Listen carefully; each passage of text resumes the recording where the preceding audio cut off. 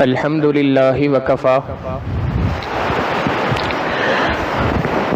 وسلام علی عبادہ الذین اصطفى اما بعد فاعوذ باللہ من الشیطان الرجیم بسم اللہ الرحمن الرحیم وتلک الایام نداولها بین الناس سبحان ربک رب العزت عما یصفون وسلام علی المرسلین والحمد للہ رب العالمین اللہم صلی علی سیدنا محمد وعلی آل سیدنا محمد وبارک وسلم اللہم صلی علی سیدنا محمد وعلی آل سیدنا محمد وبارک وسلم اللہم صلی علی سیدنا محمد وعلی آل سیدنا محمد وبارک وسلم۔ اللہ رب العزت کا دنیا کے اندر ایک قانون ہے کہ انسانوں کے اوپر مختلف وجوہات کی بنا پر مختلف قسم کے حالات کو بھیجتے ہیں۔ قرآن کریم میں ارشاد فرمایا وَتِلْكَ الْأَيَّامُ نُدَاوِلُهَا بَيْنَ النَّاسِ، ان ایام کو، ان دنوں کو ہم لوگوں کے درمیان عدلتے بدلتے رہتے ہیں، تبدیل کرتے رہتے ہیں۔ کبھی اچھائی کے دن آئیں گے، کبھی برائی کے دن آئیں گے، کبھی خیر کے دن ہوں گے تو کبھی شر کے دن ہوں گے۔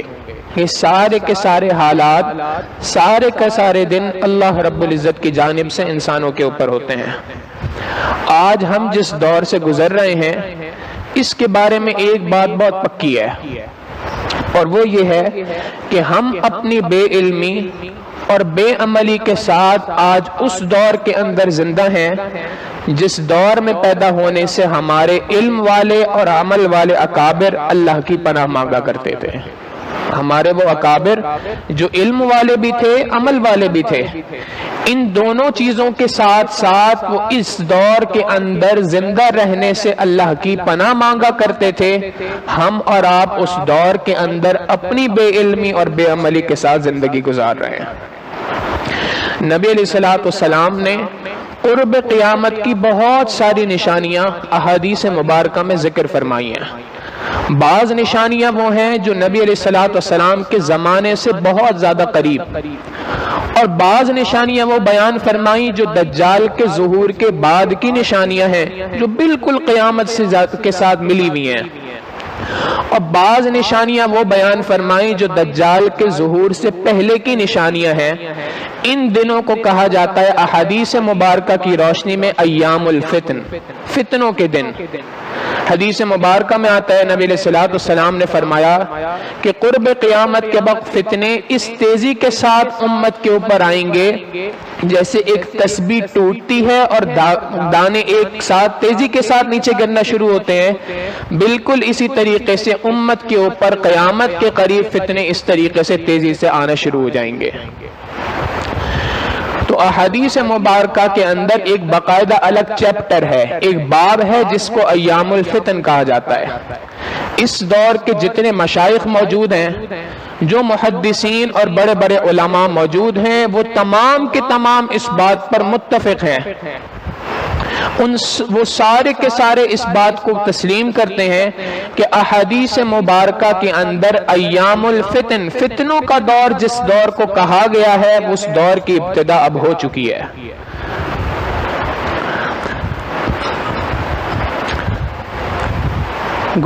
گزشتہ 1-1.5 سال سے پوری دنیا ایک عالمی وبا کے لپیٹ کے اندر ہے، اور اس کو کرونا وائرس کا نام دیا گیا، اور پوری دنیا اس کی لپیٹ کے اندر ہے۔ اس وبا کا زمینی ہونا یا آسمانی ہونا یہ اللہ بہتر جانتا ہے، مگر اس وبا کے وبا ہونے کے اندر کسی قسم کا اختلاف نہیں ہو سکتا۔ وبا ہے اور اللہ رب العزت کے حکم سے ہے، اللہ کے حکم کے بغیر نہیں آ سکتی۔ مگر ایک سوال ذہن میں پیدا ہوتا ہے کہ اللہ کے محبوب صلی اللہ علیہ وسلم نے قرب قیامت کی جہاں چھوٹی چھوٹی نشانیاں بتائی ہیں، ایک ایسی عالمی وبا کہ جس کی وجہ سے پوری دنیا کے اندر تبدیلی آ گئی ہے، کیا اس کے بارے میں بھی کوئی بات احادیث میں ذکر فرمائی؟ تو بعض حضرات نے، بعض علماء اکرام نے اس کے اوپر بھی کام کیا اور انہوں نے واقعی اس بات کو ڈھونڈ نکالا کہ احادیث مبارکہ میں اس عالمی وبا سے متعلق بھی اللہ کے محبوب صلی اللہ علیہ وسلم نے پیشن گوئی بھی فرمائی ہے اور اس سے متعلق چند باتیں بھی ارشاد فرمائی ہیں۔ بخاری شریف کی روایت ہے، حضرت عوف ابن مالک رضی اللہ تعالیٰ عنہ روایت کرتے ہیں، نبی علیہ السلام نے فرمایا قرب قیامت کی، قیامت سے پہلے 6 نشانیوں کو گن لو۔ 6 باتیں ہیں جو قیامت سے پہلے آئیں گی۔ 2 باتیں وہ ارشاد فرمائیں جو اللہ کے محبوب صلی اللہ علیہ وسلم کے زمانے کے ساتھ ملی ہوئی تھیں۔ 3 باتیں وہ ارشاد فرمائیں جو دجال کے ظہور کے بعد کی علامات ہیں، اور درمیان کی ایک بات وہ ارشاد فرمائی کہ انسان اگر اس کی تحقیق کرے، اس کو پڑھے تو بڑا حیران ہوتا ہے کہ واقعی یہ ایک پیغمبر کی زبان سے بات نکل سکتی ہے، عام آدمی ایسی بات 1400 سال پہلے نہیں کر سکتا۔ نبی علیہ السلام نے فرمایا کہ سب سے پہلی نشانی قرب قیامت کی میری موت، میرا اس دنیا سے چلا جانا، یہ نبی علیہ السلام کے زمانے سے قریب کی نشانی ہے۔ دوسری نشانی فرمائی بیت المقدس کا فتح ہو جانا، یہ بھی اللہ کے محبوب صلی اللہ علیہ وسلم کے زمانے سے ملی ہوئی بات ہے۔ سیدنا عمر فاروق رضی اللہ تعالیٰ عنہ کے دور کے اندر بیت المقدس فتح ہوا۔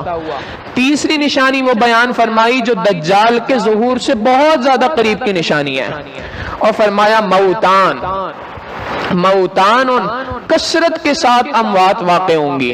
وہ اموات کیسے واقع ہوں گی؟ یأخذ فیکم، تمہیں اچک لیں گی، وہ موت تمہارے اوپر آ جائے گی کقعاص الغنم۔ ایک ترجمہ تو اس کا یہ کیا جاتا ہے جیسے بھیڑ بکریوں کے اندر موت واقع ہوتی ہے، اس طریقے سے تمہارے اندر بھی اموات واقع ہو جائیں گی۔ مگر ایک عربی زبان کی کتاب ہے محاوروں کی، جس کے اندر عربی زبان سے متعلق جتنے محاورے ہیں ان کی تفصیلات بیان کی گئیں۔ لسان العرب اس کتاب کا نام ہے۔ اس کتاب کے اندر اس بارے میں لکھا ہے کہ قعاص الغنم ایک بکریوں کے اندر، جانوروں کے اندر پائی جانے والی ایک خاص بیماری کا نام ہے۔ وہ بیماری کیا ہے؟ وہاں پر وہ لکھتے ہیں داءن، یہ ایک ایسی بیماری ہے یأخذ فی الصدر، جو سینے کے اندر واقع ہوتی ہے، کأنہ یکسر العنق، وہ ایک ایسی بیماری ہے جو سینے کے اندر داخل ہوتی ہے اور اس کے بعد انسان کے سینے کے اندر ایسی چیز کو پھیلا دیتی ہے کہ جس کی وجہ سے سانس لینا مشکل ہو جاتا ہے، کأنہ یکسر العنق، گویا کہ اس کی گردن اب ٹوٹ جائے گی۔ احادیث مبارکہ میں اتنے واضح الفاظ کے ساتھ اللہ کے محبوب صلی اللہ علیہ وسلم نے اس کو قرب قیامت کی نشانیوں میں سے ایک نشانی بیان فرمایا۔ پھر اسی بات کو اللہ کے محبوب صلی اللہ علیہ وسلم نے مزید تفصیل کے ساتھ ارشاد فرمایا۔ چنانچہ ایک بہت بڑے محدث ہیں، ان کا نام ہے نعیم ابن حماد، انہوں نے اپنی کتاب کتاب الفتن، آثار قیامت، قیامت سے پہلے جو فتنے واقع ہوں گے اس کے بارے میں اللہ کے محبوب صلی اللہ علیہ وسلم نے کیا باتیں ارشاد فرمائی ہیں ان کو ایک جگہ پہ جمع فرمایا۔ سیدنا ابو ہریرہ رضی اللہ تعالیٰ عنہ کی روایت ہے کہ نبی علیہ السلام نے فرمایا کہ قرب قیامت کے وقت پر 4 بڑے فتنے رونما ہوں گے۔ 3 فتنوں کا تعلق ہمارے اس موضوع کے ساتھ نہیں ہے۔ چوتھا فتنہ فرمایا عمیاء مضلۃ تمور مور البحر، یہ ایک ایسا فتنہ ہوگا جو اندھا ہوگا اور تاریک ہوگا، جو اندھا ہوگا اور تاریک ہوگا۔ محدثین نے لکھا کہ اس کا معنی یہ ہے کہ یہ فتنہ انسان کو آنکھ سے نظر نہیں آئے گا، اور دوسری بات کہ اس فتنے کا فتنہ ہونا بھی انسان کو سمجھ نہیں آئے گا کہ یہ بھی کوئی فتنہ ہو سکتا ہے۔ فرمایا اندھا اور تاریک ہوگا، سمندر کی موجوں کی طرح اس کی موجیں ہوں گی۔ ایسے سمندر کی موجیں ہوتی ہیں، جس طرح سمندر کی ویوز ہوتی ہیں، اس کی بھی اسی طریقے سے مختلف ویوز ہوں گی، مختلف موجیں ہوں گی، لہریں ہوں گی۔ لوگوں کو اس فتنے میں بری طریقے سے لوگ پھنس جائیں گے، اتنے پھنسیں گے کہ برائی کو بھلائی کہا جائے گا، بھلائی کو برائی کہا جائے گا، اچھائی کو برا سمجھا جائے گا اور برائی کو اچھا سمجھا جائے گا۔ اور اس فتنے کا معنی، اس فتنے کے ساتھ معاملہ یہ پیش آئے گا، لوگ اس فتنے کو ایک طرف سے بند کریں گے، یہ دوسری طرف سے کھل جائے گا، دوسری طرف سے بند کریں گے، پہلی طرف سے کھل جائے گا۔ اور آخری اس کے بعد اگلی اہم بات جو اللہ کے محبوب صلی اللہ علیہ وسلم نے فرمائی، اموات تو ہوں گی اس کے اندر، بیماریاں تو آئیں گی، مگر اللہ کے محبوب صلی اللہ علیہ وسلم نے اگلی بات جو ارشاد فرمائی انسان سن کر کانپتا ہے، فرمایا کہ یہ وہ وقت ہوگا جس وقت کے اندر ایک شخص صبح کو اٹھے گا تو مومن ہوگا، شام کو اپنے بستر پہ جائے گا تو کافر ہوگا۔ یعنی انسان کا ایمان اتنا ڈگمگا رہا ہوگا اس فتنے کے اندر کہ اس کا ایمان کب اس سے سلب ہو گیا یہ اس کو خود سمجھ نہیں آئے گی۔ گویا اس حدیث مبارکہ سے دو باتیں پتہ چلی۔ ایک بات تو یہ پتہ چلی کہ یہ اموات کی صورت میں، مختلف بیماریوں کی صورت کے اندر ایک وبا کا دنیا کے اندر آنا، یہ نبی علیہ الصلوۃ والسلام نے اس کو ارشاد فرما دیا قرب قیامت کی نشانی ہے۔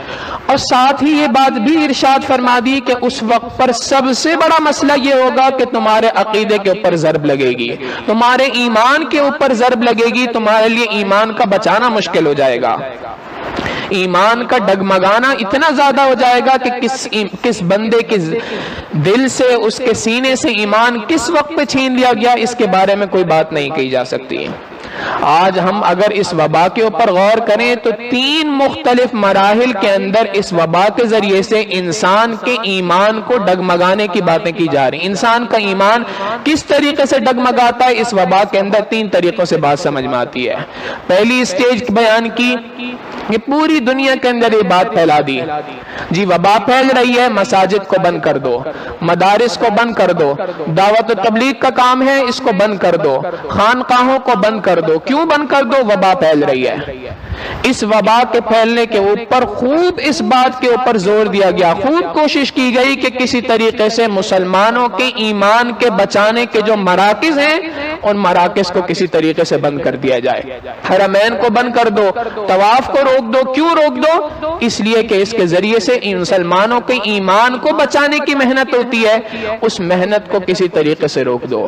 حقیقت یہ ہے کہ جس طریقے سے احتیاطی تدابیر کے ساتھ آج میڈیا ہاؤسز کا کھولنا ضروری ہے، جس طریقے سے احتیاطی تدابیر کے ساتھ بینکس کا کھولنا ضروری ہے، اس سے کہیں گنا زیادہ ضروری ہے کہ احتیاطی تدابیر کے ساتھ مدارس کو بھی کھولا جائے، مساجد کو بھی آباد کیا جائے، دعوت و تبلیغ کے کام کو بھی دوبارہ سے جاری رکھا جائے۔ ان تمام کاموں کی ضرورت ہے۔ تو ایک طریقے سے مسلمانوں کے جو دینی مراکز تھے ان مراکز سے مسلمانوں کا رشتہ توڑنے کی کوشش کی گئی۔ یہ پہلا عقیدے کے اوپر، ایمان کے اوپر حملہ ہوا۔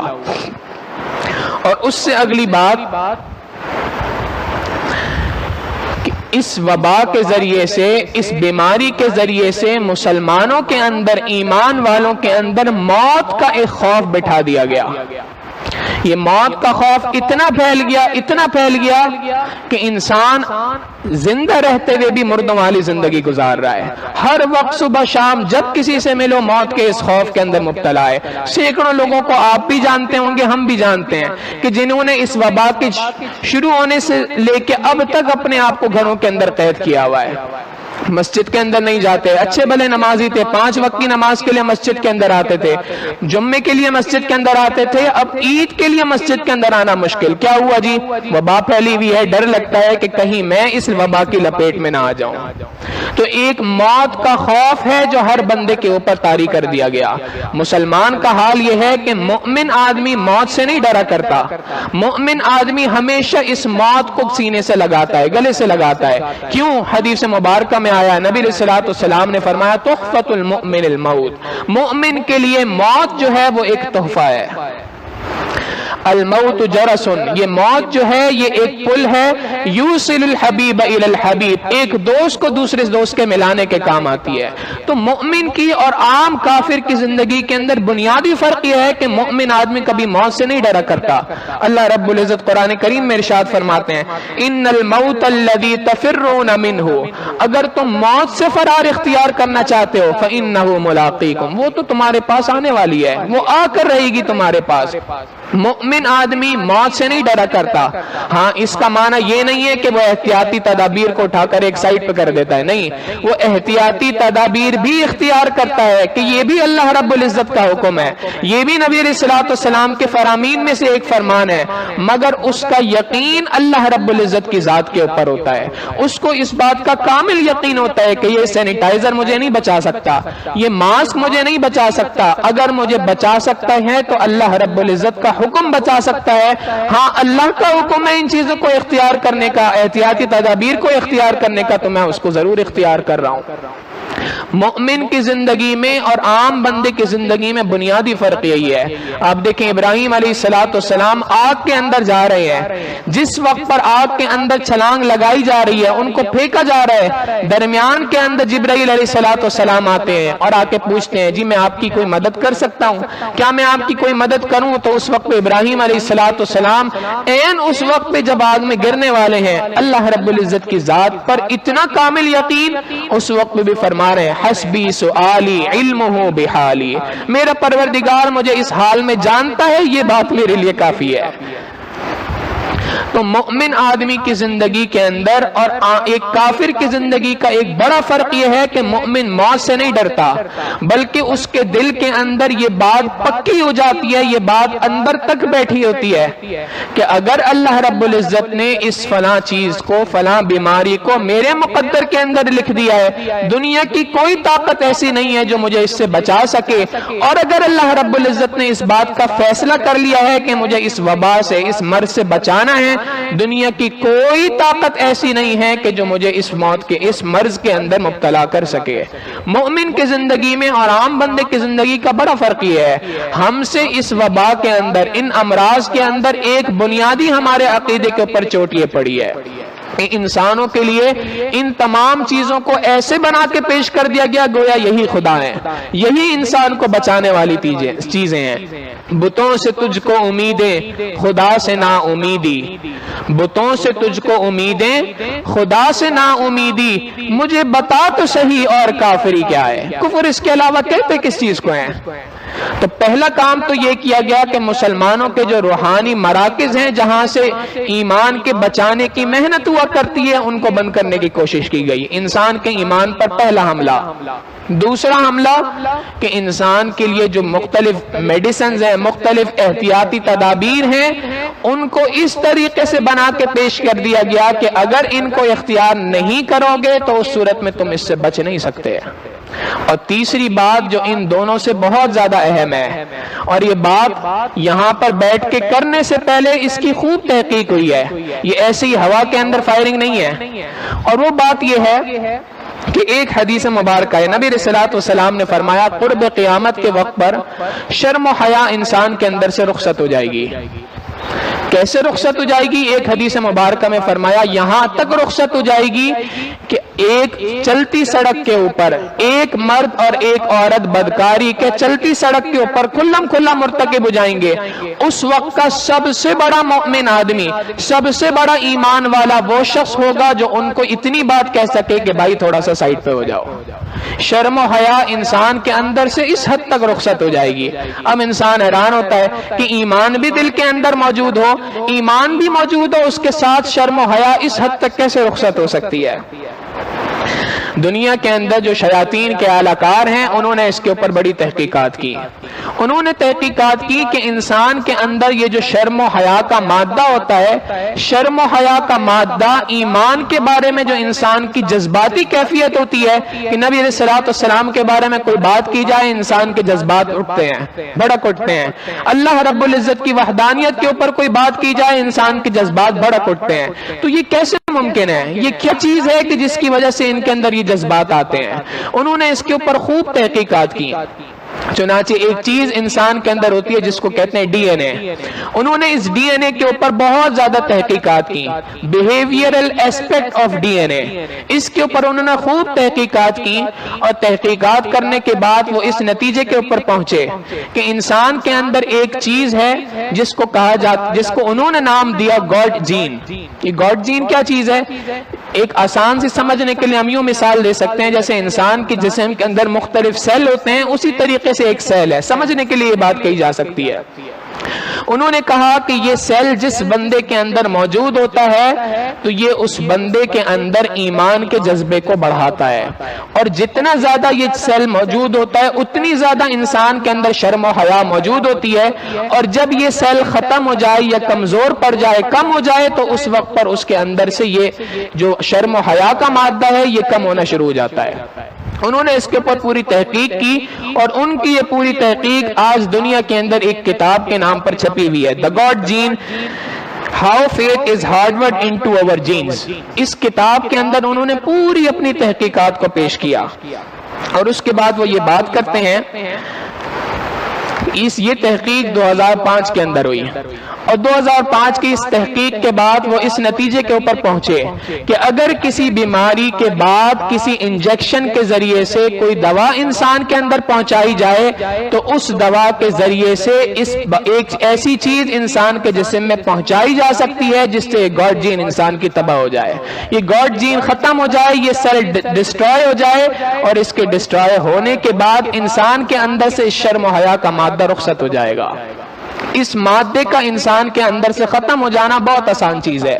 اس کے بعد اس شخص کے لیے ایمان کے اوپر اس طریقے سے ڈٹ جانا، ایمان کے نام پر، اللہ رب العزت کے نام پر، نبی علیہ الصلوۃ والسلام کے نام کے اوپر، ان تمام چیزوں کے اوپر جن پہ بھڑک اٹھتا ہے، اس کا بھڑکنا بالکل ختم ہو جائے گا. چنانچہ دین بیزار طبیعتیں جو دنیا کے اندر موجود ہیں، یہ ایمان والوں کے اندر بھی پیدا کرنا اس کے ذریعے سے بہت آسان ہے. اب ایسے بندے کا اب اس حدیث مبارکہ کے ساتھ رشتہ جوڑیں کہ اللہ کے محبوب صلی اللہ علیہ وسلم نے فرمایا کہ وہ بیماری آئے گی جو انسان کے سینے کے اندر اٹیک کرے گی، اور سینے میں اٹیک کر کے کأنہ یکسر العنق، گویا کہ اس کی گردن کو توڑ دے گی. اس بیماری کے آنے کے بعد انسان کا ایمان اتنا مشکل ہو جائے گا کہ ایک بندہ صبح کو مؤمن ہوگا، شام کو اپنے بستر کے اوپر جائے گا تو وہ شخص کافر ہوگا. ان دو چیزوں کو اگر ملا لیں تو بات بہت واضح سمجھ میں آتی ہے کہ آج کے سائنٹسٹ، آج کی دنیا کے جو ماہرین ہیں، وہ جس ریسرچ کے اوپر پہنچے ہیں، اللہ کے محبوب صلی اللہ علیہ وسلم 1400 سال پہلے ہمیں یہ بات بتا کر چلے گئے. لہٰذا بعض ماہرین کی یہ رائے ہے کہ آج اس وبا کے اوپر جو ویکسین کے نام پر ایک چیز دنیا کے اندر لگائی جا رہی ہے، اس ویکسین کے اندر ایک عنصر یہ بھی شامل ہے. مگر ایک سوال ذہن کے اندر پیدا ہوتا ہے، بات کو مکمل سنیے گا. ایک سوال ذہن کے اندر یہ پیدا ہوتا ہے کہ فی الحال ڈاکٹر حضرات کی تحقیق کے مطابق اس مرض کا اس کے علاوہ کوئی دوسرا علاج موجود نہیں ہے، اور یہ شاید ہر انسان کو لگوانی پڑے. تو اب اس کا حکم کیا ہے؟ کس طریقے سے لگوائی جائے، اس کو کیا کیا جائے؟ قربان جائیں اپنے آقا صلی اللہ علیہ وسلم پر، 1400 سال پہلے امت کو اس کا حل بھی دے کے چلے گئے.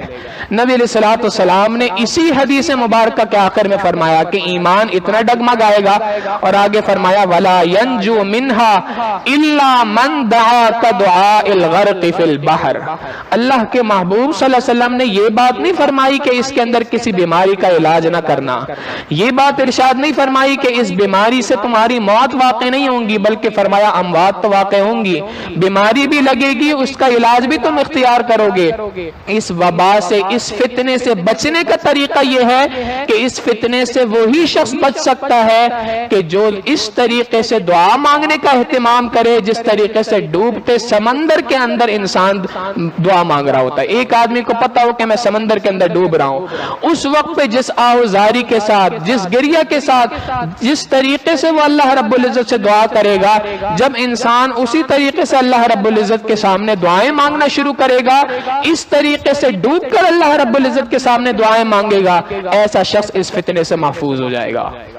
تو اس ویکسین کو لگوانے کے بارے میں علماء نے یہی حکم دیا کہ بالکل لگوائی جائے، لیکن 3 کاموں کو سر انجام دے۔ پہلا کام جو نبی علیہ الصلوۃ والسلام نے بتا دیا کہ کثرت کے ساتھ دعا مانگے، ایک دن کے اندر وقت اپنا مقرر کرے کہ میں نے اتنی دیر اللہ رب العزت کے سامنے رو رو کر دعائیں مانگنی ہے، اللہ سے دعائیں مانگے، اے اللہ ہماری بھی حفاظت فرما، ہماری ایمان کی بھی حفاظت فرما، ہماری آئندہ آنے والی نسلوں کی بھی ایمان کی حفاظت فرما۔